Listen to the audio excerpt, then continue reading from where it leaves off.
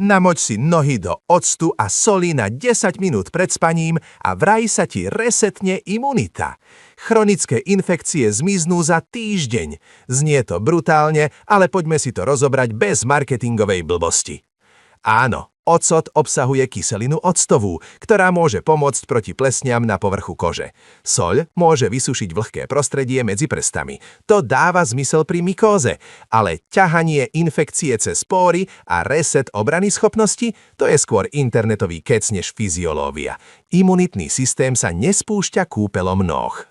Môžeš si zmäkčiť stvrdnutú kožu a chodidlá budú pôsobiť čistejšie. To je reálne, ale tvrdiť, že ti to vyplaví toxíny a vyrieši chronické infekcie v tele, je dosť na hovnosľub. A ak to preženieš, môžeš si kožu podráždiť. Ak máš problém s plesňou, rieš hygienu, sucho v topánkach a v prípade potreby liečbu.